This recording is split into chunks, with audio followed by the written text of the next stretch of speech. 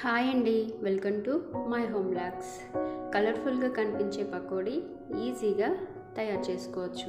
ఇప్పుడు ఒక బౌల్లోకి మనము శనగపిండి కొంచెము బియ్యం పిండి తీసుకుందాం. ఆ తర్వాత ఉల్లిగడ్డలు కూడా పొడువుగా కట్ చేసుకొని పెట్టుకొని ఇందులో కొంచెం కొంచెంగా వేసుకొని ఇలా స్మాష్ చేసుకుంటూ వేసుకోవాలండి. ఆ తర్వాత తగినంత కారం, మన రుచికి తగినంత కారం వేసుకోవాలి. అందులోనే కొంచెం సాల్ట్ కూడా వేసేసుకోవాలండి. అందులోనే ఇంకా కొంచెం ఒక హాఫ్ టీ స్పూన్ అల్లం వెల్లుల్లి పేస్ట్ కూడా వేసేసుకోవాలి. ఇంతేనండి. ఈ మూడు ఇందులో వేసేసుకొని మంచిగా కలుపుతూ, నేను వీడియోలో చూపిస్తున్న ప్రకారంగా చక్కగా కలుపుతూ మనం పక్కన చేసుకోవాలి. ఈ విధంగా చేస్తే పిల్లలు కూడా చాలా టేస్టీగా తింటామంటారండి. తినని పిల్లలు కూడా తింటారు.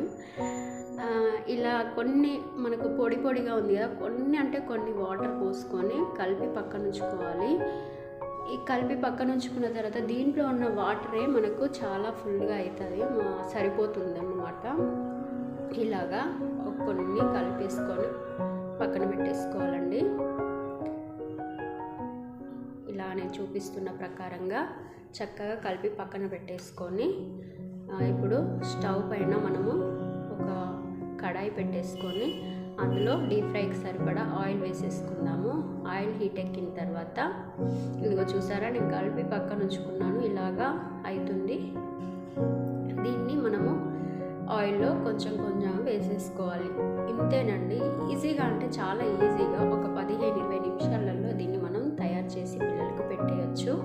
ఇది చాలా బాగుంటుంది. చాలా ఈజీ ప్రాసెస్ కదా. ఓకేనండి. ఇలా మీరు కలిపి పెట్టేసుకున్న దాన్ని మంచిగా గోల్డెన్ బ్రౌన్ కలర్కి వచ్చే వరకు వేయించేసుకోవాలి.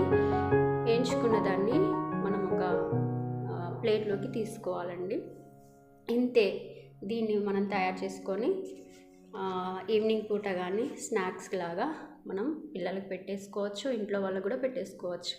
ఇంతేనండి. చాలా చాలా టేస్టీ, ఈజీగా తయారు చేసే పకోడీ. మీకు కూడా నచ్చినట్టయితే మీరు ట్రై చేయండి. ఎలా ఉందో కామెంట్ చేయండి, షేర్ కూడా చేయండి. ఓకే, చాలా బాగుంటుందండి. Bye bye.